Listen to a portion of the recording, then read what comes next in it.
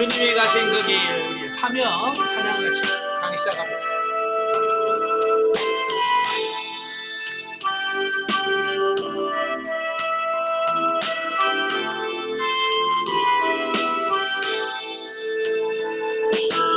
주님이 홀로 가신 그 길, 나도 따라가고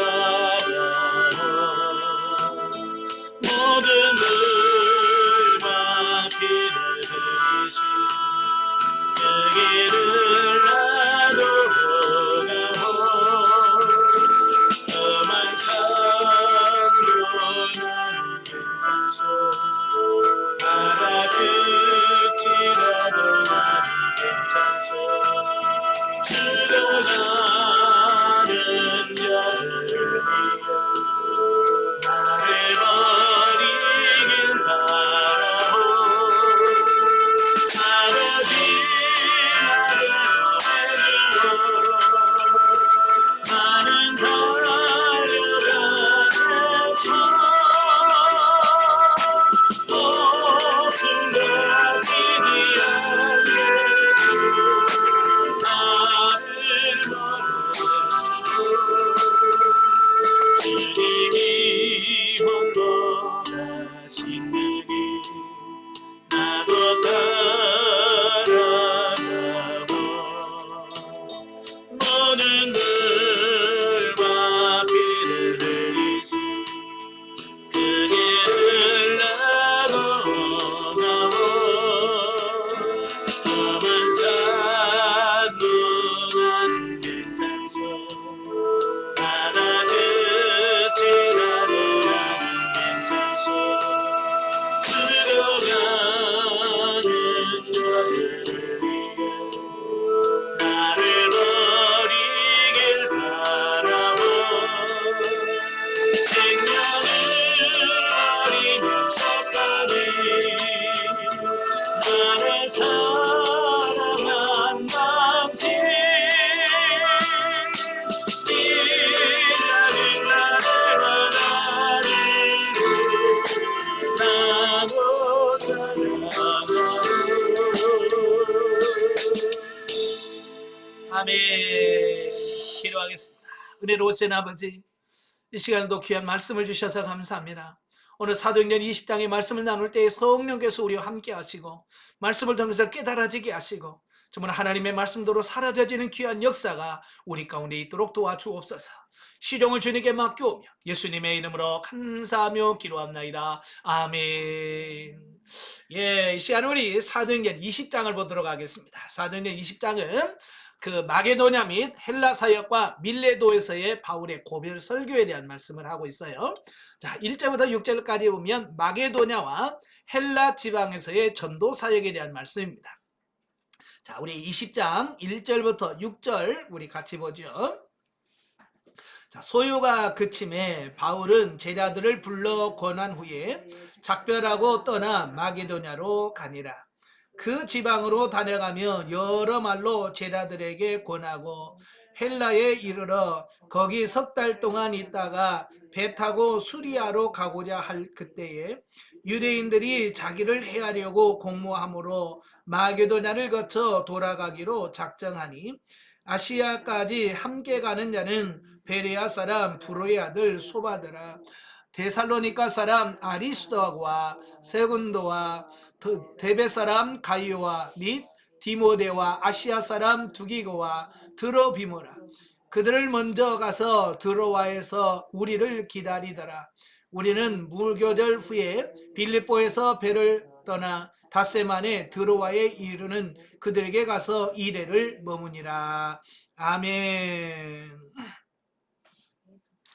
자, 보면은 바울이 그 드로아에서 마게도냐를 거쳐서 헬라 지경으로 갔다가 다시 마게도냐로 돌아오는 그런 과정, 약 10개월간의 여정을 아주 간단하게 소개를 하고 있어요.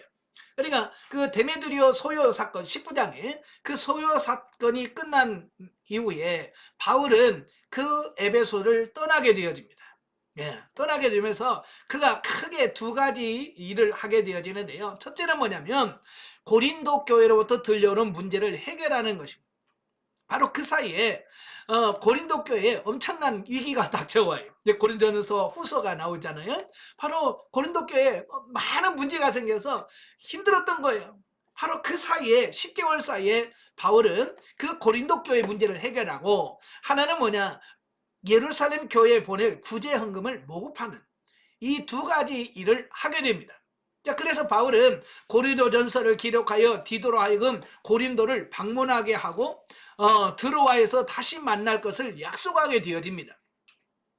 자, 그러나 바울이 드로아에 도착했지만 디모데를 만나지 못한 까닭에 드로아의 복음의 문이 열렸음에도 불구하고 부득불 마게도냐로 건너가서 빌립보에서 고린도 교회 소식을 가져온 디도를 만나 고린도 후서를 기록하여 디도로 하여금 재차 고린도를 방문하게 합니다. 자, 이 고린도 교회가 굉장히 어려운 상황이었어요. 그래서 고린도 전서를 기록해서 그걸 디도를 통해서 그 고린도 교회에다가 보냅니다. 그래서 그 드로아에서 만나기로 약속을 했어요. 그런데 디도가 더디 오는 겁니다. 왜냐하면 그 고린도 교회 문제가 쉽게 풀리지를 않는 거예요. 예. 그래서 디도가 노력을 했지만, 고린도전서를 주면서 노력했지만 그게 잘 해결이 안 되는 겁니다. 그래서 늦는 거죠. 그러니까 바울이 지쳐서 마게도냐로 먼저 건너가서 마게도냐에서 기다리는 겁니다. 거기서 그 디도가 고린도 교회의 소식을 가지고 와요. 어렵다는 그 소식을 듣고 바울이 거기서 뭘 쓰냐면 다시 편지를 씁니다. 그 편지가 있는데 성경에는 나와 있지 않지만 고린도 전서와 후서 사이의 중간에 있는 두 번째 편지, 일명 눈물의 편지라고 그래요.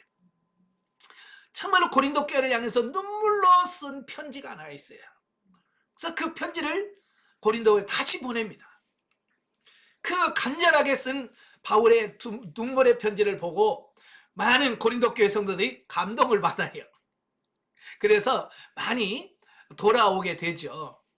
그래도 아직도 돌아오지 않은 분들이 있어요. 그래서 다시 고린도 후서를 기록해서 세 번째로 고린도 후서를 기록해서 고린도로 방문케 합니다. 그리고 그는 다시 마게도냐의 일루리곤까지 이르러 복음을 전한 후에 고린도 교회 문제가 어느 정도 해결되었을 때 고린도 교회를 방문하는 이런 모습을 보게 되죠. 자, 이때 이미 고린도 교회 문제가 깨끗하게 해결된 뒤였기 때문에 바울은 기쁜 마음으로 그곳에서 약 3개월 동안을 체류하면서 복음을 전합니다.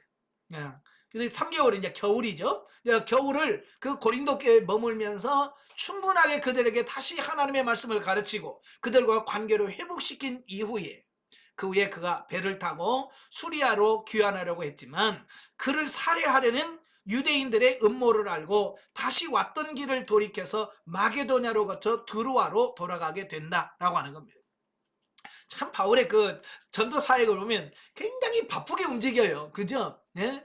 1차, 2차, 3차 쉬지 않고 계속 움직이는 이런 모습을 보게 되어지는데, 예. 또 그 와중에 유대인들이 바울을 죽이려고 시도를 하는 겁니다. 그러니까 쉬운 길이 없죠.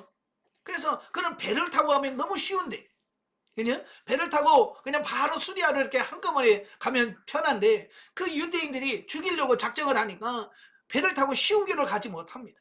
그래서 돌아 하는 어려운 길을 또 선택하게 되어지는 이 부분들을 보게 됩니다. 자, 이때 디모데를 비롯한 몇 사람이 바울과 함께 동행을 하는데 그들은 마게도냐와 헬라 지방의 교회에서 거둔 구제 헌금을 예루살렘에게 전달할 자들이었다라고 하는 겁니다. 예, 그러니까 지금은 다 은행에서 송금하니까 사람들이 그렇게 많이 필요하지 않잖아요. 그죠? 근데 그때는 다 은화 또 금화잖아요. 자, 이것을 운반하려면 사람들이 다 메고 가야 돼. 예, 그때는 또 산적들, 해적들 이런 게 많았단 말이에요. 그러니까 그걸 지키려고 하니까 사람들이 많을 수밖에 없었던 거예요. 그래서 이번에 귀환할 때 그 동행하는 사람들이 많은 이유가 그 헌금을 안전하게 전달하기 위한 과정이었다라고 하는 겁니다. 그래서 바울은 이들을 드로아로 먼저 보내고 자신은 빌립보에서 유월절을 보낸 후에 닷새후에 드로아에 이르러 그곳에서 앞서 보낸 헌금 전달자들과 합류하여 2일을 머물게 되는 이런 부분들을 보게 됩니다. 참 이걸 보면 저는 사도행전을 읽다 보면 바울이 참 바쁘게 사역하는 이런 모습을 보죠. 그죠? 그래서 야, 우리가 너무 게으른 건 아닌가? 저 자신을 보면서 이 사도행전을 보면 사도 바울의 그 생정을 보면서 야, 우리는 너무 게으른 거 아닌가? 라고 하는 그런 생각들을 하게 돼요. 네, 하나님은 부지런한 자를 사랑하셔요. 하나님이 제일 싫어하는 게 뭐냐? 게으른 사람들이에요. 일 아무것도 안 하는 게으름을 싫어해요. 그래서 여러분도 게으르지 말고 영적으로 좀 부지런하는 여러분 되시길 바랍니다. 자, 그 다음에 두 번째 단락은 이제 7절부터 12절까지입니다. 자, 7절부터 12절 우리 다 같이 한번 읽겠습니다. 그 주간에 첫날에 우리가 먹을 떡을 떼려 하여 모였더니 바울이 이튿날 떠나고자 하여 그들을 강론할새 말을 밤중까지 계속하며 우리가 모인 윗다락에 등불을 많이 켰는데 유도고라 하는 청년이 창에 걸터 앉아 있다가 깊이 졸더니 바울이 강론하기를 더 오래 하매 졸음을 이기지 못하여 3층에서 떨어지거늘 이렇게 보니 죽었는지라. 바울이 내려가서 그 위에 엎드려 그 몸을 안고 말하되 떠들지 말라, 생명이 그 안에 있다 하고 올라가 떡을 떼어 먹고 오랫동안 곧 날이 새기까지 이야기를 하고 떠나니라. 사람들이 살아난 청년을 데리고 가서 적지 않게 위로를 받았더라. 아멘. 자, 보면은 바울이 드로아라고 하는 항구 도시에 와서 7일, 2일을 머물게 됩니다. 예, 그는 2일 후에 떠나야 되니까 그 짧은 시간 동안에 말씀을 전하려고 하니까 어떻게 하겠어요? 막 늦은 밤까지 말씀을 전하는 거예요. 강론을 하는 겁니다. 특별히 떠나기 전날인 주일에는 신자들과 떡을 떼면서 밤이 늦도록 강론했다라고 하는 거죠. 예, 밤늦게까지 이렇게 강의하고 설교하는 이 쉬운 일은 아니잖아요. 이거 뭐예요? 바울의 열정, 복음을 전하고자 하는 열정이죠. 참 지금은 밤 10시 넘어가면요, 사람들이 집회하다가 10시 넘어가면요, 예? 가야 된대요.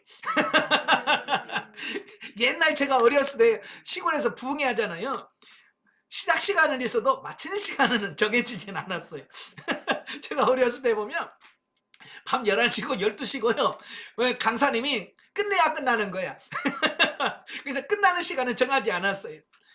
그때는 참 열정적이었어요. 근데 지금은 10시 넘으면 다 이제 가요. 안 끝나도 갑니다. 예, 그만큼 열정이 식어진 거죠. 예. 자, 그런데 이날 밤에 유두과라는 청년이 창문에 걸터 앉아 바울의 설교를 듣다가 졸음을 이기지 못하고 3층에서 떨어져 죽은 사건이 발생하게 됩니다. 지금처럼 이런 예배당이 이렇게 잘 건축된 시대가 아니잖아요. 보통 그때 당시는 그래도 좀 부자, 돈 있는 사람이 자기 집을 교회로 내놓아요. 그래서 자기 집, 일반인의 집에서 예배를 드리고 집회를 한단 말이에요. 그러다 보니까 장소가 좁으니까 어때요? 3층 창문까지 걸터 앉아서 말씀을 들을 만큼 사람들이 많고요. 그런 거예요. 근데 이 유도거라는 청년이 왜 졸았는지는 밝히지 않지만 그가 3층 창문에 걸터 앉아서 말씀을 듣다가 그냥 졸다가 떨어졌어요. 떨어졌어요. 어떻게 됐을까요? 예, 거의 죽지요. 뭐 3층에 떨어져서 죽는데, 자, 유두고가 졸게 된 원인은 알 수는 없지만 그는 분명 드로아에서 복음의 열기를 식히려는 사단의 집요한 관계로 유두고의 죽음은 드로아 교회에 큰 시련을 가져다 줄 심각한 문제가 아닐 수 없었다. 그죠? 예배드리다가 집회하다가 사람이 떨어져 죽었다라고 소문나면 사람들이 뭐라고 하겠어요? 예, 복음이 전파되겠어요? 방해되겠죠. 야, 거기 가지 마. 거기서 잘못하면 죽어. 그러면 그게 누가 가겠냐고요. 참. 그러니까 사단이 기가 막히게 역사한 거죠. 예, 교회가 부흥하려면 꼭 이런 일들이 있어요. 제가 아는 목사님은 교회가 열심히 이제 부흥하려고 했을 때 그 예전에 그 학생들 여름 수련회를 데리고 계곡으로 갔는데 그 계곡에서 한 아이가 빠져 죽었어요. 예, 그러니까 교회가 어때요? 문을 닫았어요. 없어져 버렸어요. 참 이건요, 이 사람이 하나 죽는다는 것은요, 이만큼 중요한 문제예요. 그러니까 이 유두가 땅에 떨어져서 거기서 3층에 떨어 죽었다면 아마 그 교회에 큰 위기가 왔을 거예요. 자, 그러나 바울이 성령의 능력으로 유두고를 다시 소생시킴으로써 드로아 교회 성도들은 이 사건을 통해서 오히려 살아계신 하나님의 능력을 체험하고 큰 위로와 기쁨을 얻게 되었다라고 하는 겁니다. 참 하나님은 역전의 용사예요. 예, 참 기가 막혀요. 이 반전, 하나님이 좋아하는 게 반전이에요. 예, 항상 망하는 것 같지만 망하지 않고 다시 일어서고 승리하는 이걸 보거든요. 근데 여러분도 망하는 것 같지만 절대로 망하지 않습니다. 예? 그러니까 어떤 성경에서도 우리가 하나님을 믿고 감사하며 갈 수 있어야 돼. 예, 이처럼 하나님께서는 모든 악한 자들의 관계까지도 그의 선한 계획을 성취하는 방편으로 사용하십니다. 그러므로 성도들은 어떤 상황에서도 하나님의 섭리의 손길을 바라보며 낙심하지 말고 승리하는 삶을 살아야 할 것이다 라고 하는 겁니다. 그러니까 이 사단의 세력은 우리가 무시해도 안 됩니다. 예, 무시할 정도로 약한 존재는 아니에요. 그렇다고 해서 또 사단을 너무 의식해가지고 무서워서 아무것도 못할 정도는 아니에요. 왜냐하면 항상 사단은 하나님의 권세 아래에 있어요. 가장 강력한 분이 누구예요? 하나님이에요. 예, 하나님은 우리의 아버지시고 하나님 우리의 하나님이시기 때문에 우리가 하나님이 우리와 함께 하신다면 그 어떤 것도 두려울 것이 없다라고 하는 사실이에요. 자, 13절부터 16절까지 보면 13절부터 16절 같이 보겠습니다. 13절부터 16절 다 같이. 우리는 앞서 배를 타고 앗소에서 바울을 태우려고 그리로 가니 이는 바울이 걸어서 가고자 하여 그렇게 정하여 준 것이라. 바울이 앗소에서 우리를 만나니 우리가 배를 타고 미둘레네로 가서 거기서 떠나 이튿날 기오 앞에 오고 그 이튿날 사모에 들르고 또 그 다음날 밀레도에 이르니라. 바울이 아시아에서 지체하지 않기 위하여 에베소를 떠나 배 타고 가기로 작정하였으니 이는 될 수 있는 대로 오순절 안에 예루살렘에 이르려고 급히 가미르라. 아멘. 자, 드로아에서 밀레도까지 여정을 기록하고 있습니다. 자, 그러니까 드로아에서 3층에서 떨어진 유도고를 소생시킨 바울은 드로아에서 그의 일행을 배를 태워서 먼저 보내고 그는 해안도로를 따라 도보로 앗소까지 약 40km 되는 거리를 혼자 여행을 하게 되는데, 자, 그들은 많은 금괴라든지 이런 걸 들고 가잖아요, 지금. 예, 그러니까 그들은 걸어가기가 힘들어요. 그래서 그들은 배를 타고 가게 하고 바울은 혼자서 걸어서 약 40km 되는 거리를 혼자 걸어서 여행을 하게 됩니다. 자, 제가 지난번에 23년도에 제가 성지순례 가가지고 바로 그 길을 걸어왔어요.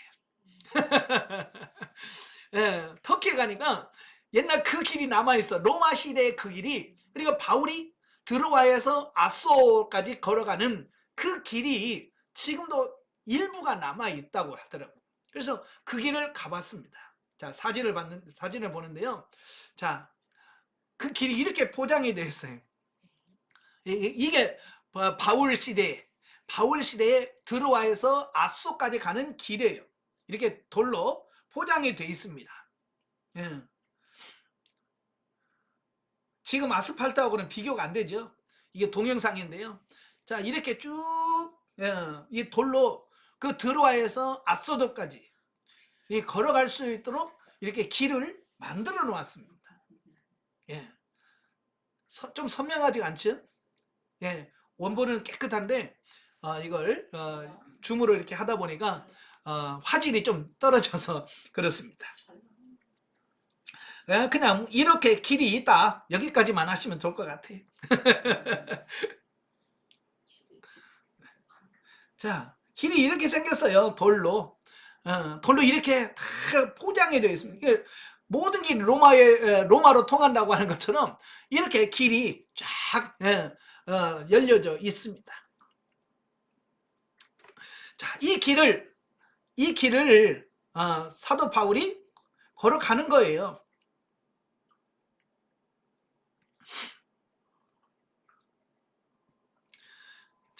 왜 혼자 걸었을까요? 왜 혼자 걸었을까요? 예, 주님과 1대1의 어떤 영적인 교제가 필요했던 거예요. 예, 그래서 혼자 걸어가면서 바울은 자신의 사명을 재다짐하고 예루살렘에서 받게 될 위험과 환란에 대비하여 하나님과 깊은 영적 교제를 나누었을 것으로 짐작합니다. 그러니까 바울도요, 이번 여행이 순탄치 않다는 걸 아는 거예요. 왜? 성령을 통해서 감동으로 이미 알고 있는 겁니다. 그러니까 그도 이런 기도로 자기를 충분하게 영적으로 무장하지 않으면 그걸 견딜 수 없다는 걸 아는 거예요. 그래서 그도 배를 타고 가면 얼마나 쉬워요. 그죠? 편하게 그냥 안돼 말씀은 갔는데 그걸 포기하고 그가 힘들게 40km면요. 장정이 하루 막 걸어가야 갈 수 있는 거리예요. 예, 그 거리를 걸어가면서 그는 하나님과 1대1의 관계를 맺었다라고 하는 겁니다.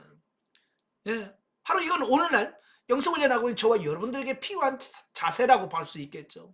예수님도 사역하면서 틈틈이 어떻게 하셨어요? 그는 한적한 곳을 찾아서 기도하셨다 그랬어요.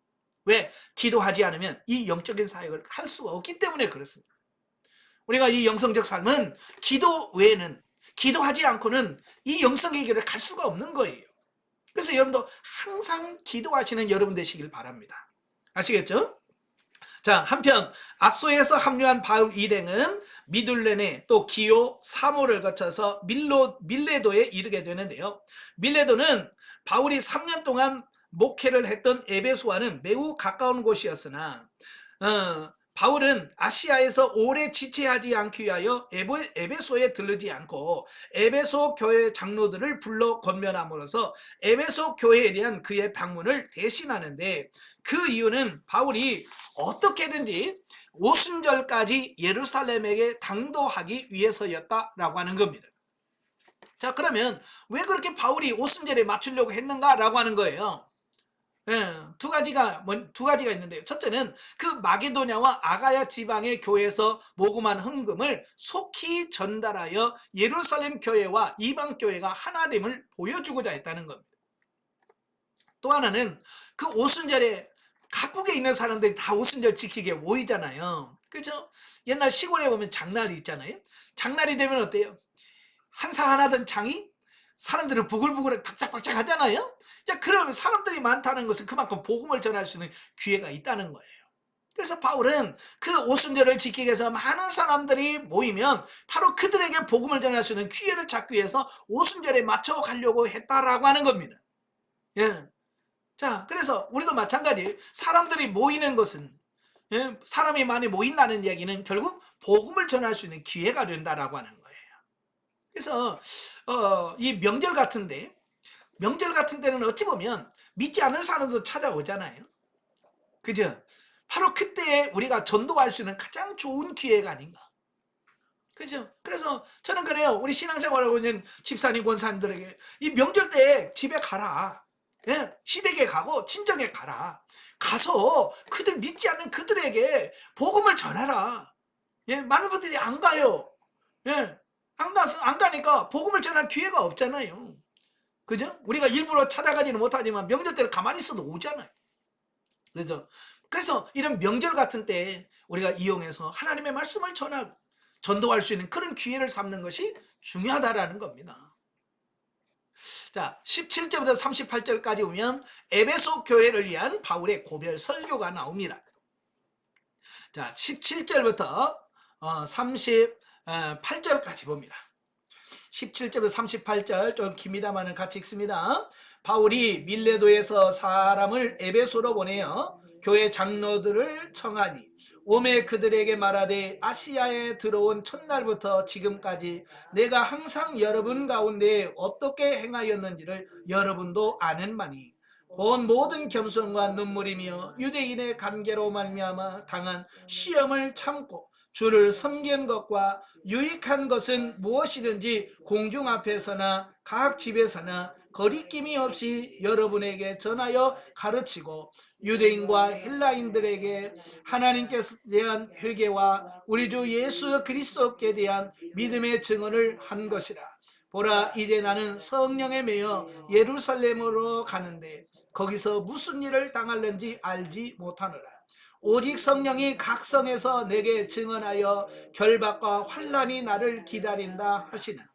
내가 달려갈 길과 주 예수께 받은 사명 곧 하나님의 은혜의 복음을 증언하는 일을 마치려 하면은 나의 생명조차 조금도 귀한 것으로 여기지 아니하노라. 보라, 내가 여러분의 왕래하며 하나님 나라를 전파하였으나 이제는 여러분이 다 내 얼굴을 다시 보지 못할 줄 아노라. 그러므로 오늘 여러분에게 증언하거니와 모든 사람의 피에 대하여 내가 깨끗하니 이는 내가 꺼리지 않고 하나님의 뜻을 다 여러분에게 전하였습니다. 여러분은 자기를 위하여 또는 온 양떼를 위하여 삼가라. 성령이 그들 가운데 여러분을 감독자로 삼고 하나님이 자기 피로 사신 교회를 보살피게 하셨느니라. 내가 떠난 후에 사나운 이리가 여러분에게 들어와서 그 양떼를 아끼지 아니하며 또한 여러분 중에서도 제자들을 끌어 자기를 따르게 하려고 어그러진 말을 하는 사람들이 일어날 줄 내가 아노라. 그러므로 여러분이 일깨어 내가 3년이나 밤낮 쉬지 않고 눈물로 각 사람을 훈계하던 것을 기억하라. 지금 내가 여러분을 주와 및 그의 은혜의 말씀에 부탁하노니 그 말씀이 여러분을 능히 든든히 세우사 거룩하게 하심을 입은 모든 자 가운데 기업이 있게 하시리라. 내가 아무의 은이나 금이나 의복을 탐하지 아니하였고 여러분이 아는 바와 같이 이 손으로 나와 내 동행들이 쓰는 것을 충당하여 범사에 여러분에게 모범을 보여준 바와 같이 수고하여 약한 사람들을 돕고 또 주 예수께서 친히 말씀하신 바 주는 것이 받는 것보다 복이 있다 하심을 기억하여야 할지니라. 이 말을 한 후 무릎을 꿇고 그 모든 사람들과 함께 기도하니 다 크게 울며 바울의 목을 안고 입을 맞춘 후 다시 그 얼굴을 보지 못하리라 한 말로 말미암아 더욱 근심하고 폐까지 그를 전송하니라. 아멘. 자, 에베소 교회를 향한 바울의 고별 설교 내용인데요. 자, 바울은 그 밀레도에서 그 에베소 교회 장로들을 초청합니다. 왜냐하면 자기가 그거 가기면 너무 시간이 오래 지체되니까. 예, 그래서 그를 거기서 고별 설교를 합니다. 이것은 그가 얼마나 에베소 교회를 사랑하고 있고 관심이 많은지를 볼 수가 있죠. 사실 뭐 어찌 보면 바울의 그 사역 가운데 가장 오래 머물면서 어찌 보면 목회다운 목회를 했다라고 하는 교회를 찾으라고 하면 에베소 교회겠죠. 그죠? 2년 반, 거의 3년 가까이 했으니까요. 예. 또 8절부터 21절까지면 에베소에서 행한 사역의 회상으로 바울 자신이 복음의 사명자로서 유대인의 박해 속에서도 사심이 없이 오직 예수 그리스도와 복음만을 전했다는 것을 확인시켜주고 있다라고 하는 겁니다. 예, 참 여기 보면 바울은 그 어렵게 목회를 하잖아요. 어렵게 목회를 했으면 사람들은 뭘 했겠어요? 본전 생각난다고 그러잖아요. 그죠?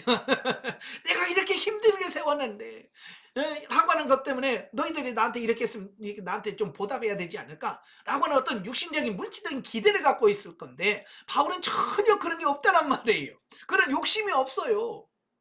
예, 참 오늘도 우리가 하나님의 일을 하든 뭘 하든 이런 어떤 욕심으로 사역하지 말고 정말 하나님의 나라를 위하여 헌신하는 그런 삶이 중요하지 않을까라고 하는 거예요. 자, 22절부터 24절에 보면 바울은 예루살렘에서 환난과 박해가 기다리지만 자신의 생명보다 하나님의 복음을 더 귀히 여겨 복음의 사명을 감당하기 위하여 예루살렘으로 가고자 하는 계획을 기록하는데 더욱이 성령님의 증거로 이미 어려움이 있을 것을 알고 있으면서도 복음을 위하여 예루살렘으로 가고자 결심했다는 사실은 주의 사명을 받은 자가 어떤 헌신과 희생의 자세를 가져야 하는지를 잘 보여준다. 자, 여러분, 만약에 여러분에게 어디를 가는데 당신 거기 가면 죽어요 라고 하면 여러분 가겠어요, 안 가겠어요? 여러분 여행을 가요. 여행을 가는데 이번 여행은요 멀리 걸어가야 되고 힘들어요. 가겠어요, 안 가겠어요? 안 가죠. 우리는 놀러 가도 힘들다 그러면 안 가요. 근데 지금 바울은 단순히 힘든 정도가 아니잖아요. 예, 성령을 통해서 증거로 인하여 거기 가면 죽을 수도 있다는 걸 아는 거예요. 그런데 여러분 같으면 안 가죠? 저 같아도 고민 많이 할 거예요. 아, 죽는다는데 거기 가야 되나? 근데 바울은 알면서도 어때요? 간다는 거예요. 이게 사명자의 길이라 그 말이에요. 자, 이게 쉽지 않아요. 예, 예수님도 마찬가지예요. 예수님도 예루살렘에 가면 죽는다는 거 몰라서 갔습니까?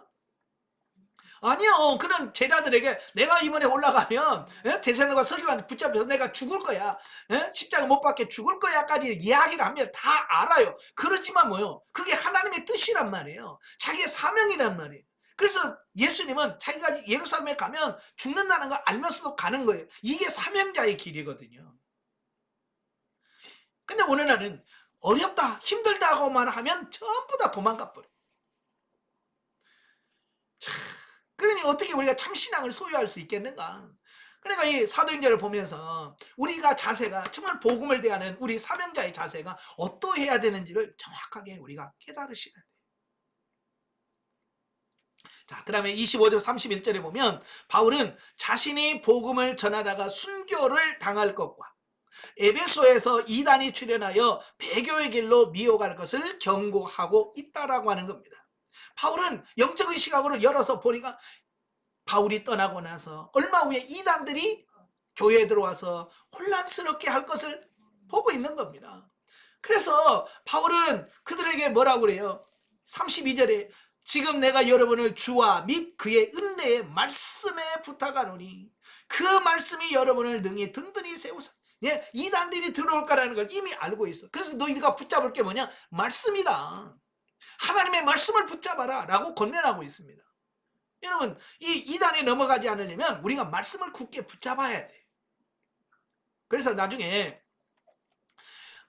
이제 계시록 2장에 보면 사도 요한에게 그 소아시아에 있는 7교회에다가 편지를 보내라고 그러죠. 그 소아시아에 보낸 7교회 보내는 편지 중에 첫 번째가 에베소 교회에 해당 말씀이에요. 그 에베소 교회 하면서 칭찬을 먼저 하죠. 예, 자칭 사도라 하는 자들이 골라낸 것과 또 니골라당에서 그 가르침에 이단에 빠지지 않는 것에 대하여 칭찬한다 그랬잖아요. 왜 그들이 자칭 사도라고 해서 거짓 선지자들이 나타나서 자기가 내가 사도야 라고 해서 말을 할 때에 그들의 미혹에 빠지지 않았단 말이에요. 왜요? 이 사도 바울의 권면을 그들은 잘 들은 거예요. 하나님의 말씀을 붙들었던 거예요. 말씀을 붙드니까 말씀에서 잘못된 걸 골라낼 수 있잖아요. 구별해낼 수 있는 거예요. 여러분이 말씀을 알아야 이걸 이단들의 잘못된 사상을 알 수 있거든요. 많은 사람들이 말씀을 모르니까 잘못된 이단들이 와서 이야기를 해도 아이고 그런가 보다. 다 성경 갖고 하니까 하나님의 말씀이겠지. 아멘 하고 그냥 넘어가는 거예요. 여러분 말씀을 우리가 정확하게 붙들고 있어야 돼요. 예, 그래서 사도 요한에게 칭찬을 받아요. 예, 너희가 이렇게 말씀을 잘 붙들고 있었다. 근데 또 한 가지 놓친 게 있죠. 예, 첫사랑을 잃었다. 너무 이론의 지식을 붙들다 보니까 이 진짜 해야 될 사랑을 놓치는. 그래서 이 지식과 사랑을 같이 겸비한다는 게 쉽지 않다라는 것을 보게 돼요. 자, 32절 35절에 보면 설교의 결론으로 교회에 대한 축복의 기원과 함께 자신의 신앙생활을 본받아 약한 자를 돌보라고 권면하고 있는데 이것은 그의 목회와 전도 생활이 하나님과 사람들 앞에서 칭찬을 받을 만한 칭찬받을 만한 삶이었음을 확신하고 있음을 보여준다라고 하는 겁니다. 자, 여기서 보면 바울은 자기 자신만을 위해서 살지 않아요. 교회와 하나님의 나라를 위해서 살아요. 사실 사도 바울은요 똑똑한 사람이에요. 능력 있는 사람이에요. 그죠? 또 천막 만드는 좋은 기술도 있는 사람이에요. 그러니까 어찌 보면 바울은 자기 자신만을 위해 살았다면 그는 이런 고난 안 받고요 편안하게 살 수도 있었을 거예요. 근데 자기가 그렇게 편한 길을 선택하지 않아요. 도리어 열심히 일해서 번 돈 가지고 교회에서 주를 위하여 다 투자하면서 자기를 위해 쓰지 않고 하나님 나를 위해서 쓰면서 살아가는 거예요. 왜? 그것이 진짜 인생에 사는 맛이라고 하는 걸 알았기 때문에 그런 거예요. 오늘 우리도 마찬가지예요. 많은 사람들은 자기 자신만을 위해서 살아갈 때가 너무 많아요. 이제는 성경에서 뭐라고 주와 복음을 위해서 사는 자로 바뀌어라. 저도 가끔 이런 생각을 해요. 참 목회하다 보면 사례비를 제대로 받습니까? 뭘 받습니까? 예전에 제가 안양에서 그 붕어빵 전도를 했거든요. 붕어빵 제가 잘 굽거든요. 잘 나가요. 붕어빵 붕어빵 만들어서 팔기만 해도요, 나 지금 받는 사례비 없지만 지금보다는 훨씬 더 잘 난 붕어빵만 팔아도요, 지금보다 훨씬 잘 먹고 잘 살 자신이 있다니까요. 그런데 저는 육신이 편하고 잘 먹고 잘 사는 길을 선택하지 않아요. 예. 나는 게 먹고 살 게 없어서 내가 목회하는 게 아니란 말이에요. 나도 얼마든지 할 수 있어요. 그러나 하나님이 내게 주신 사명이 뭐예요? 예, 목회하는 거예요. 이 영성사역을 하는 게 내 사명이에요. 그러니까 단순히 육체력으로 편하고 물질력 풍성하기 위해서 내가 사는 게 아니고 주와 복음을 위해서 사는 거예요. 우리도 그런 삶을 살아야 이게 진짜 바울도 마찬가지잖아요. 얼마든지 자기는 능력이 있어요. 기술도 있습니다. 자기 자신만 산다면 그는 편안하게 살았을지도 몰라. 그런데 그는 그 편안한 삶을 추구하지 않았다는 거예요. 여러분도 하나님께서 주신 그 사명을 제대로 깨닫고 그 사명을 위해서 사는 여러분들이 되어야 될 줄로 믿습니다. 자, 우리는 본문의 설교를 통해서 바울의 인격과 참된 신앙인의 모습을 느낄 수 있는데, 첫째, 바울은요 겸손과 눈물과 인내의 사람이었다라고 하는 겁니다. 그래요. 바울은 어디를 간 사역하든 자기가 나 대접해줘, 내가 이런 사람이야, 이런 거 안 해요. 도리어 그들을 섬기고요, 참 자기를 낮추는 겸손한 사람이에요. 두 번째로 복음 전파를 하는데 용기와 열정을 가진 사람이었다. 예? 그 누구도 바울의 열정 못 따라갑니다. 그죠? 1차 짧은 시간 동안에 그 1차, 2차, 3차 전도여행을 하고 심지어 죽을 줄 알면서도 가는 그 복음에 대한 열정이 남다른 뜨거운 열정을 가지고 있어. 우리도 그런 열정을 좀 가지면 좋겠고요. 그 다음에 세 번째, 무음하고 충성스러운 사람이었다. 네 번째로 영적 통찰력과 분별력이 있는 사람이었다. 다섯 번째, 사심이었고 사랑과 긍휼을 가진 사람이었다. 자, 이런 바울의 모습은 오늘날 목회자들에게는 물론 모든 성도들에게 어떠한 모습으로 삶을 살아야 하는지를 본을 보여준다라고 하겠다. 그러니까 바울의 모습을 보면 모든 목회자들이나 모든 성도들이 그래, 이렇게 살아야 되는데, 이렇게 살아야 진리인데라고 하는 것을 깨닫게 되어집니다. 우리도 바울처럼 그렇게 삶을 사시길 바랍니다. 예, 저도 해보니까 그렇더라고요. 본을 보여주는 것, 이게 쉬운 게 아니에요. 네, 본을 보여준다는 게 쉽지 않아요. 그럼에도 불구하고 본을 보여주는 것만큼 힘있고 능력 있는 게 없어요. 오늘날 교회에서 말로만 해. 그죠? 사랑해라. 근데 사랑의 본을 보여주는 사람이 없어요. 기도해라. 그런데 기도의 본을 보여주는 사람이 없어요. 봉사해라 라고 하고 봉사의 본을 보여주는 사람이 없어. 그러니까 어떻게 해야 될 줄을 모르는 겁니다.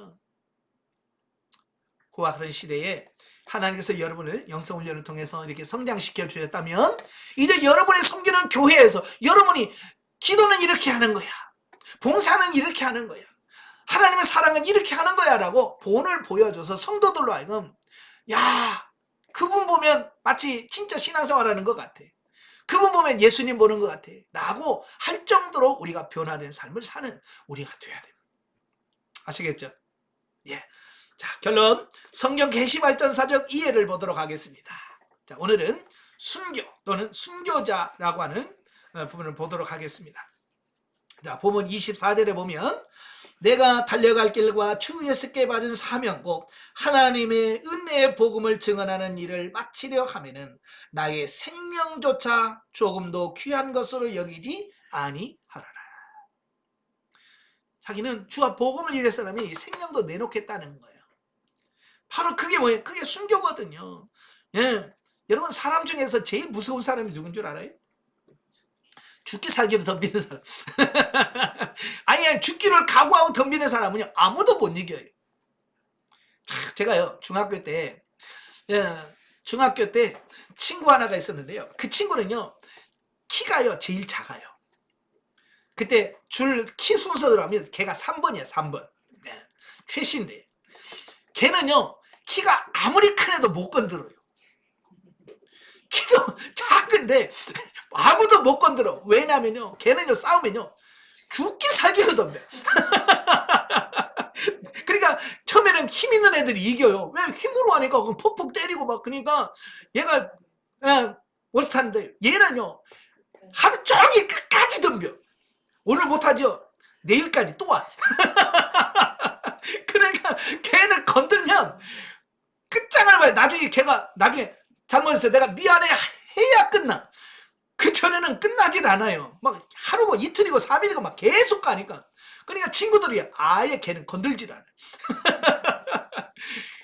그걸 보면서, 야, 저렇게 죽기 살기로 덤비면 끝이 없구나. 오늘도 마찬가지로 복음도 그냥 우리가 흐지부지 하고 시시를 하니까 이게 그렇지, 정말로 죽기 살기로 신앙생활하면 제대로 하지 않겠습니까? 그죠? 예. 자, 순교란 국어 사전에 보니까 이렇게 되어 있어요. 종교를 가진 사람이 자기 신앙을 지키기 위하여 목숨을 바치는 것. 예. 그러니까 자기가 섬기는 종교를 위해서 자기 목숨을 바치는 것이 순교다 그랬어요. 여러분, 역사를 보면요, 모든 종교들마다 뭐가 있어요? 순교자들이 있어요. 옛날에 우리나라에도 불교가 들어오면서 불교 믿는다고 죽음 당한 사람이 있습니다. 또 이슬람교도에서도 이슬람을 전하기 위해서 순교자들도 있습니다. 예. 지금도 근데 이슬람자들은 뭐예요? 예, 자살 폭탄 테러 제일 많이 하는 게 이슬람 사람들이잖아요. 예? 그 순교를 굉장히 영광으로 생각을 해. 그 신과 자기 종교와 나라를 위해서 자기 생명을 바치는 것을 아주 영광스럽게 생각을 합니다. 그래서 자살 폭탄 테러 여러분 같으면 하라면 하겠어, 안 하겠어? 만약에 여러분 몸에다 폭탄 잔뜩 쳐고 가서 같이 죽으면서 이거 폭탄 터뜨리려면 터뜨리겠어요, 못 터뜨리겠어요? 못할 겁니다. 그런데 이슬람은 한단 말이에요. 그만큼 그들도 이 순교에 대한 정신이 있기 때문에 그래요. 예, 그들은 생명의 종교 아닙니다. 예, 불교 생명 못 얻습니다. 그 생명을 없는 그 종교에서도 자기 종교를 지키기 위해서 목숨을 바친 사람들이 있단 말이에요. 근데 우리가 전하는 이 종교를, 기독교를 생명의 종교라고 말합니다. 영혼을 살리는 종교라고 말합니다. 그러나 어때요? 많은 사람들이 이 종교를 위해서, 이 기독교를 위해서 죽으려고 하는 사람이 있어요, 없어요? 물론 있겠죠. 극소수에 불과해서 그렇지. 예. 자, 이 순교라고 하는 말은 히브리어로는 엣이라고 합니다. 엣. 그 다음에 헬라어로는 마르투스. 예, 마르투스라고 하는데요, 자신이 직접 보고 들은 것을 확정적으로 말할 수 있는 증인이라는 뜻에서 유래된 말씀이에요. 그러니까 자기가 보고 들은 것을 확신시켜요. 내가 죽을 만큼 확신한다. 예? 죽을 정도로, 왜 죽을 정도로 하는 거예요? 그 뭐야? 이건 진짜라. 야, 그런 뜻이거든요. 자, 즉 복음을 위해서 자기 목숨을 바치는 것을 순교라고 말하는 겁니다. 그러니까 그냥 죽는 게 아니에요. 그냥 자기 생명 다해서 죽는 것은 순교라고 하지 않아요. 여기서 말하는 것은 뭡니까? 하나님께서 주신 사명을 감당하기 위해서 죽임당하는 것을 순교라고 말합니다. 자, 그래서 이 기독교가 가는 곳마다, 기독교가 전파되는 곳마다 이 순교자의 피가 있어요. 오늘도 우리 한국교회가 세계가 놀랄 만큼 복음화가 됐다고 자랑을 하잖아요. 근데요, 우리나라에도 이렇게 복음이 순간적으로 확산될 수 있었던 것은 순교자의 피가 있었기 때문에 가능하다라는 겁니다. 네. 그래서 우리나라에도 복음을 전하기 위해서 영국에서 22살인가 23살 되는 그 아주 젊은 토마스 선교사가 동양에 있는 한 나라, 미개한 나라에 복음을 전하기 위해서 그가 대동강에 들어오게 됩니다. 물론 그가 젊은 복음에 대한 열정을 가지고 왔지만 사실은 그가 복음도 제대로 전하지 못하고 대동강에서 죽어요. 그렇지만 그가 그냥 그렇게 무의미하게 죽은 것처럼 보이지만 그 순교의 피가 있었기 때문에 오늘 이 땅에 이렇게 복음이 확산될 수 있었던 거예요. 지금 우리 총회에서 무슨 사업을 하냐면 순교교회, 순교자의 교회를 이게 발굴한다고 그럴까요? 예, 그걸 지금 하고 있어요. 그래서 보면 우리나라에도요, 많은 교회에서 순교자들이 많이 나왔어요. 일제시대 때나 6.25 때 그 신앙을 지키기 위해서 순교한 교회가 있어요. 예, 그게 많아요. 그래서 그들의 순교가 헛되지 않고 오늘까지 왔다는 거 우리가 잘 기억하시면 좋겠습니다. 자, 그러면 성경에서 나타난 순교는 어떤 거냐? 자, 창세기 4장 1절부터 8절까지 보면 성경에 나오는 최초의 순교자가 나옵니다. 최초의 순교자가 누구냐? 아벨이라는 거예요. 아벨. 자, 창세기 4장 1절부터 8절 다 같이. 아담이 그의 아내 하와와 동침하매 하와가 임신하여 가인을 낳고 이르되 내가 여호와로 말미암아 득남하였다 하니라. 그가 또 가인의 아우 아벨을 낳았는데 아벨은 양치는 자였고 가인은 농사는 자였더라. 세월이 지난 후에 가인은 땅의 소산으로 제물을 삼아 여호와께 드렸고 아벨은 자기도 양의 첫 새끼와 그 기름으로 드렸더니 여호와께서 아벨과 그의 제물은 받으셨으나 가인과 그의 제물은 받지 아니하시니라. 가인이 몹시 분하여 안색이 변하니 여호와께서 가인에게 이르시되 내가 분하여 함은 어찌 됨이며 안색이 변함은 어찌 됨이냐. 내가 선을 행하면 어찌 낯을 들지 못하겠느냐. 선을 행하지 아니하면 죄가 문에 엎드려 있느니라. 죄가 너를 원하나 너는 죄를 다스릴지니라. 가인이 그의 아우 아벨에게 말하고 그들이 들에 있을 때에 가인이 그의 아우 아벨을 쳐 죽이니라. 아멘. 이 성경에 나온 최초의 살인이면서 순교예요. 그러니까 최초의 살인이 순교였다는 것을 말씀해주고 있습니다. 그래서 많은 사람들은 어떻게 아벨이 순교냐? 라고 이렇게 생각할 수 있어요. 그죠? 그러나 히브리서 11장에 보면 믿음으로 아벨은 가인보다 더 나은 제사를 드렸다라고 말씀하고 있어요. 자, 아벨이 죽음을 당한 이유가 뭐예요? 뭐 때문에요? 믿음 때문이었어요. 그죠? 하나님을 향한 믿음 때문에 그가 죽임을 당했다라고 하는 겁니다. 다른 게 아니에요. 제사를 잘 드렸다는, 하나님을 잘 믿었다는 그 이유 하나만으로 죽임을 당한 거예요. 그런 의미에서 아벨의 죽음은 그냥 죽음이 아니라 자기 신앙과 믿음을 지키는 순교였다라고 성경에서 말씀하고 있다라고 하는 거예요. 나중에 예수님도 그걸 인정합니다. 예. 제가 저 혼자만 인정하는 게 아니고, 예. 자, 그 다음에 역대하 24장. 역대하 24장 20절부터 22절.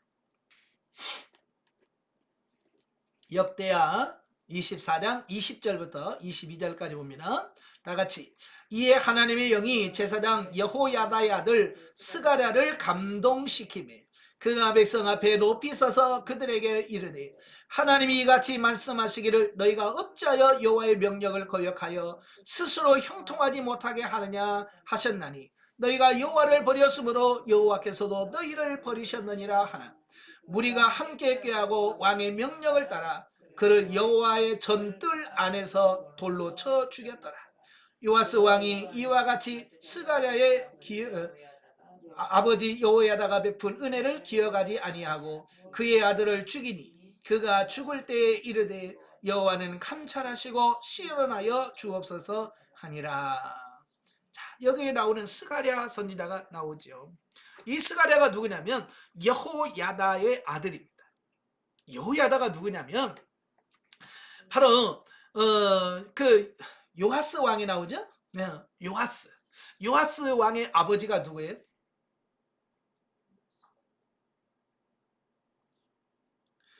예, 여호아스거든요. 예, 아달랴 시대.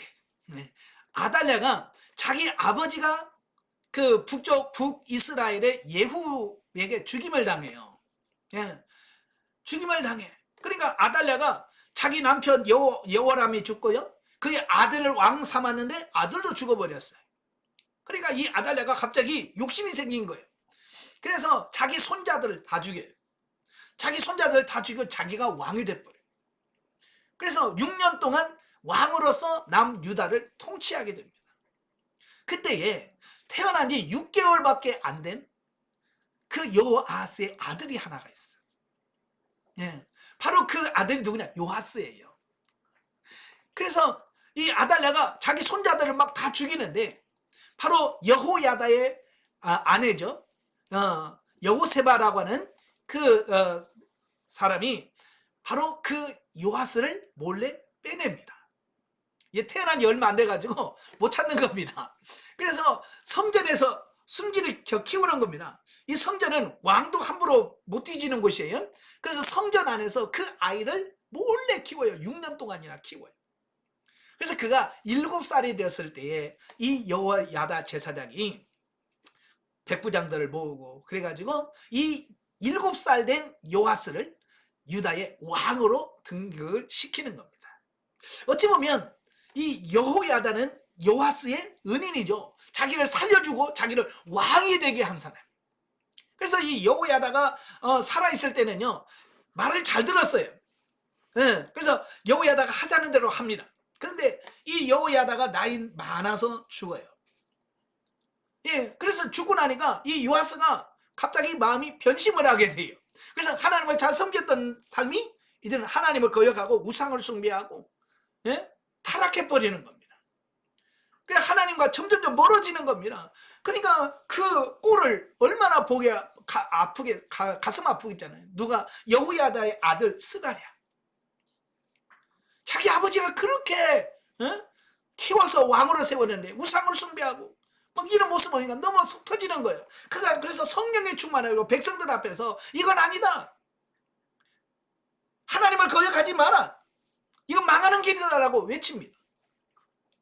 그러니까 이 요아스 왕이 성전 뜰에서 돌로 쳐 죽여버려요. 아주 은혜를 뭘로 갚아요? 악으로 갚는 거지. 바로 그때에 죽임을 당한 사람이 누구냐? 스가랴. 바로 스가랴도 하나님의 말씀을 전하다가 하나님의 말씀 때문에 돌 맞아 죽은 사람이 바로 스가랴 선지자다라고 하는 겁니다. 자, 오늘 계시발전사적으로 보면 오늘은 순교,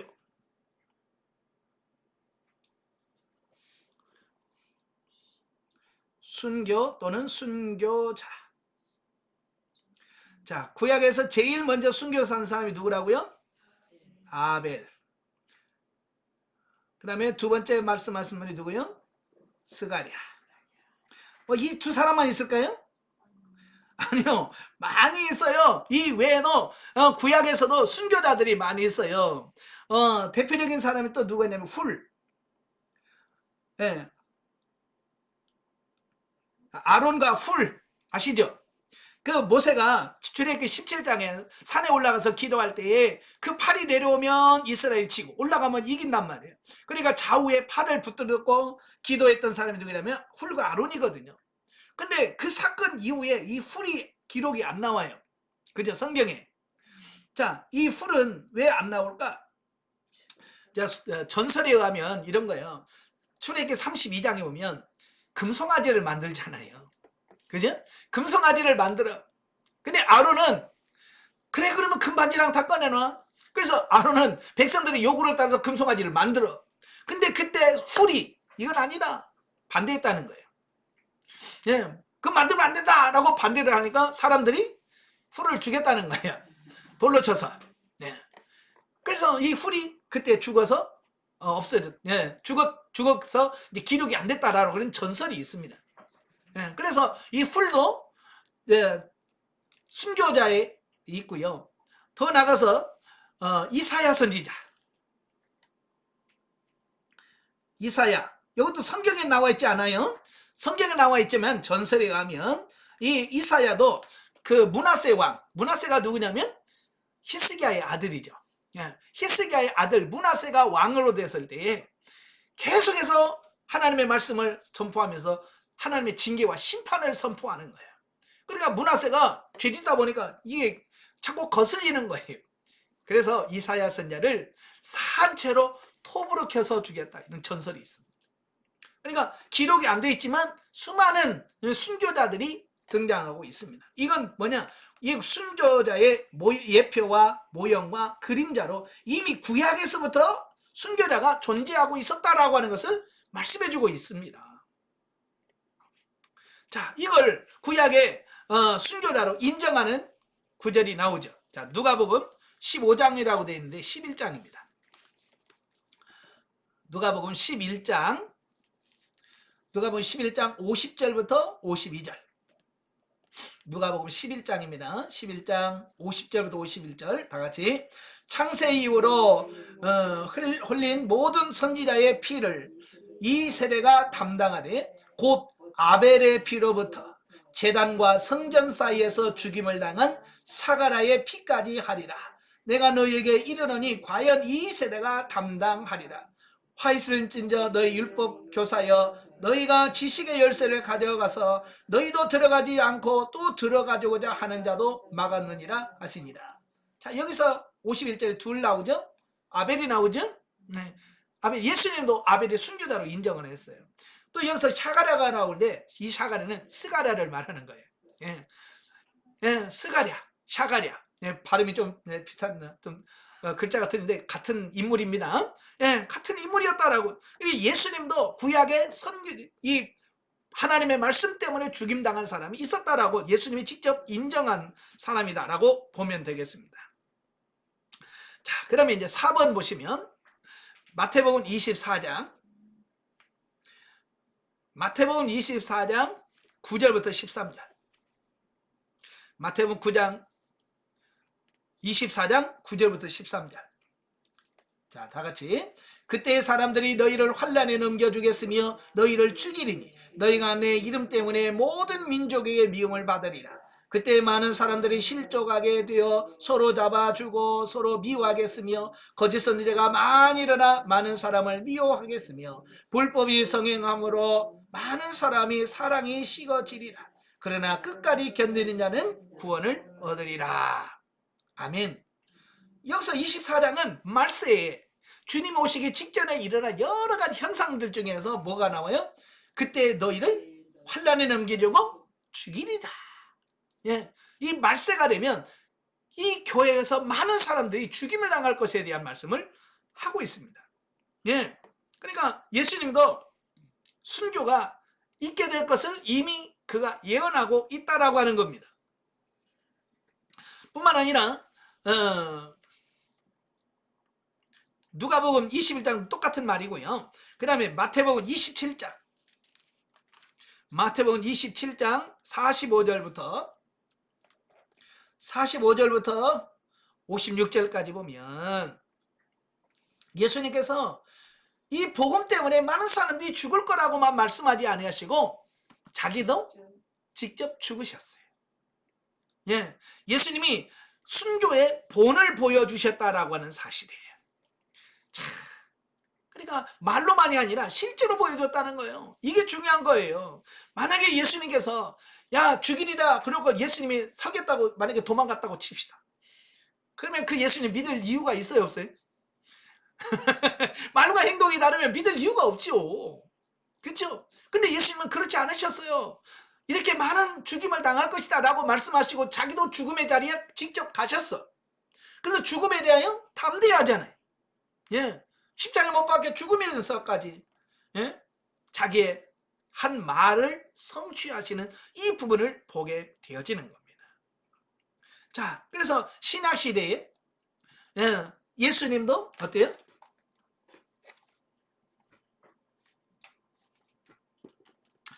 신약시대에 예수님도 십자가에서 죽으셨어요. 예수님이 순교의 본을 보셨어요. 예, 순교의 본을 보여주셨어요. 이게 순교야. 예, 억지가 아니고, 억지가 아니고 자발적, 자원. 스스로 자기가 십자가 못 박혀 죽는 순교의 본. 그러니까 순교도 억지로 끌려가서 죽이시는데 막 죽이는 게 아니라 자발적으로 죽는 이 부분을 보게 됩니다. 자, 이것이 이제 바로 거기서 끝나는 것이 아니고 어때요? 사도행전으로 넘어가시면 이제 사도행전 7장 54절부터 60절까지 보면 다 같이 그들이 이 말을 듣고 마음에 찔려 그를 향하여 이를 갈거니 스데반의 성령에 충만하여 하늘을 우러러 주목하여 하나님의 영광과 및 예수께서 하나님 우편에 서신 것을 보고 말하되 보라 하늘이 열리고 인자가 하나님 우편에 서신 것을 보노라 한데 그들이 큰 소리를 지르며 귀를 막고 일제에 그에게 달려들어 성 밖으로 내치고 돌로 칠세 증인들이 옷을 벗어 사울이라 하는 청년의 발 앞에 두니라. 그들이 돌로 스데반을 치니 스데반이 부르짖어 이르되 주 예수여 내 영혼을 받으시옵소서 하고 무릎을 꿇고 크게 불러 이르되 주여 이 죄를 그들에게 돌리지 마옵소서 이 말을 하고 자니라. 최초의 순교자가 나와요. 최초의 순교자가 누구예요?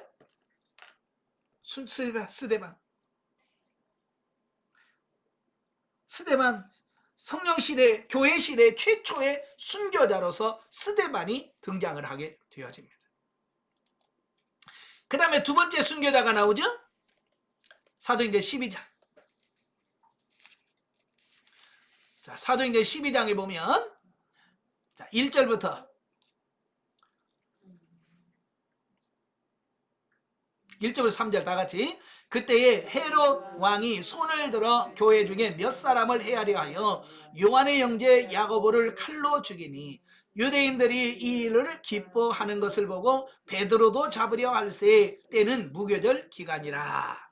자, 스데반 집사 이후에 두 번째로 누가 죽어요? 야고보. 요한의 형제 요한의 형 야고보가 두 번째로 순교를 하게. 어찌 보면 야고보는 12사도 중에서 제일 먼저 순교한 사람이 야고보다 라고 이렇게 볼 수 있습니다. 자, 그러면서 오늘 본문 20장에 보면 바울은 뭘 얘기하냐면 아까도 얘기했지요. 24절 20장 24절 내가 달려갈 길과 주 예수께 받은 사명 곧 하나님의 은혜의 복음을 증언하는 일을 마치려 하면은 나의 생명조차 조금도 귀한 것으로 여기지 아니하노라. 바울도 뭐요? 바울은 이때 순교한 거 아니에요?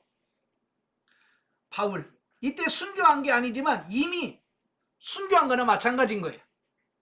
순교 정신. 예. 바울은 순교 정신을 갖고 살았어요. 그리고 이 바울은 AD 67년 실제로 참수형을 당했습니다. 이런 순교 정신 신앙을 갖고 있다가 순교 신앙을 갖고 있다가 그 신앙대로 그가 67년 네로에 의해서 목이 잘리는 참수형으로 순교했다라고 기록이 되어 있습니다. 자, 오늘 우리도 이 바울처럼 순교 정신, 순교 신앙을 갖고 사는 게 중요한 거예요. 자, 그다음에 그러면 순교자가 거기서 끝난 게 아니고 계시록을 보시면 계시록 6장 9절부터 11절까지 보시면 계시록 6장 9절부터 다섯째 인을 떼실 때에 내가 보니 하나님의 말씀과 그들이 가진 증거로 말미암아 죽임을 당한 영혼들이 제단 아래에 있어 큰 소리로 불러 이르되 거룩하고 참되신 대주제여 땅에 거하는 자들을 심판하여 우리의 피를 갚아주지 아니하시기를 어느 때까지 하시려 하나이까 하니 각각 그들에게 흰 두루마기를 주며 이르시되 아직 잠시 동안 쉬되 그들의 종들과 형제들도 자기처럼 죽임을 당하여 그 수가 차기까지 하라 하시더라. 예, 7인 재앙 중에서 5번째 인을 떼니까 제단 앞에 있던 많은 순교자들, 죽임당한 순교자들이 하나님 앞에 언제까지 우리의 피값을 갚아주지 않으시렵니까? 하고 탄원하는 이런 내용들이 나와요. 그러니까 이 순교자는 이름이 없는 순교자들까지 해서 많은 순교자들이 있을 것을 예고하고 있습니다. 예. 그래서 성경에서는 이 순교자들이 계속해서 시대를 초월해서 지금 현재 지금도 우리나라에는 순교당한 사람 없지요. 지금은 그죠? 그러나 지금 반대편에서는 지금도 예수 믿는다는 것 때문에 쫓겨다니고 매 맞고 뭐 요즘 막 그 교회에다가 폭탄을 던지고 불을 지르고 하잖아요. 예? 그런 일들이 지금 지구 반대편에 지금도 일어나고 있더라는 겁니다. 그러니까 그들은 그 신앙을 지키려고 그들과 그런 위험함 속에서도 어때요? 끝까지 지켜가고 있더라는 겁니다. 자, 결론입니다. 사람들은 목숨을 귀히 여기다 못해서 죽기를 무서워함으로 한평생 매여 종노릇하는 우리. 그죠? 사람들이 제일 무서워하는 말이 뭐예요? 죽는다. 이 죽음이라는 단어를 굉장히 무서워합니다. 예. 그래서 심지어는 히브리서 2장 5절에 보면 예, 죽음의 종노를 한다는 거예요. 죽음의 공포 때문에 종노를 한단 말이에요. 그래서 죽인다 돈 내놔 그러면 다 내놔. 그러니까 죽는다는 말을 제일 무서워하는 만큼 우리는 그 죽음에 매여서 종노를 한다고 말이에요. 그런 사람한테 어떻게 순교를 이야기할 수 있겠어요? 그죠? 죽음에 종노를 하는 사람들은 매여 있는 사람들은요 순교할 수 없어요. 그래서 이 가치관을 바꾸셔야 돼. 그래서 바울처럼 환난과 죽음이 기다린다고 해도 담대하게 도전하는 순교 정신과 순교 신앙을 소유하는 성도가 되어야 된다. 아시겠죠? 예, 성경에서 계속 말씀하려고 하는 게 뭐냐면 순교 신앙, 순교 정신으로 살아야 된다. 이 말씀을 하고 있는 겁니다. 근데 오늘은 우리 한국교회 성도들이 이렇게 순교할 각오하면서 신앙생활하는 사람이 있을까라고 하는 겁니다. 저도 늘 요한계시록을 강의하면서 성경을 강의하면서 고민되는 게 그런 거예요. 나도 과연 순교할 수 있을까라고 하는 게 첫 번째고, 과연 우리 성도들이 정말 이런 순교 신앙을 가지고 신앙생활하는 사람이 얼마나 될까? 자, 마지막 7년 대환란 때 엄청난 환란이 온다라고 말합니다. 어때요? 그 7년 대환란을 통과할 자신이 있어요, 없어요? 자신이 있어요, 없어요? 없어요? 심각한 문제예요. 예. 그래서 제가 안타까워하면서 기도하는 게 바로 그런 거예요. 바로 지금 우리가 삶 속에서 이 자그마한 것도 우리가 못 견뎌서 뭐 힘드니 교회 가니 많이 예수 믿니 안 믿니 영성훈련 하니 많이 그 작은 거 가지고 죽는 것도 아니고 작은 고난 가지고 이렇게 힘들어하면서 그 실제로 죽느냐 사느냐라고 하는 그 순교의 어떤 문제가 왔을 때 과연 우리의 믿음을 지킬 수 있을까라고 하는 거예요. 이 순교 신앙과 순교 믿음이 없이는 불가능하다. 아시겠죠? 그래서 오늘 저와 여러분들이 이 순교신앙, 순교신앙과 순교정신을 가지고 신앙생활하는, 그래야 이 7년 대환란이 온다 할지라도 그를 넉넉히 이겨가는 그런 신앙이 될 줄로 믿습니다. 기도하겠습니다. 은혜로우신 아버지, 사도 바울은 생명의 위협을 알면서도 예루살렘을 향해 갑니다. 예수님도 예루살렘에 가면 분명히 십자가에 못 박혀 죽는다는 사실을 알면서도 갔습니다. 그래서 그들은 다 승리했습니다. 오늘 이 시간 우리도 과연 그런 순교신앙과 순교정신이 우리 안에 있는지 우리 자신들 되돌아보게 하옵소서. 그래야 아버지 하나님, 이 마지막 때에 7년 대환란이라는 엄청난 환란이 있을 터인데 그 환란을 우리가 통과할 수 있습니다. 하나님, 우리에게 순교신앙과 믿음을 허락해 주시옵소서. 예수님의 이름으로 감사하며 기도합나이다. 아멘. 하나님께 드립니다.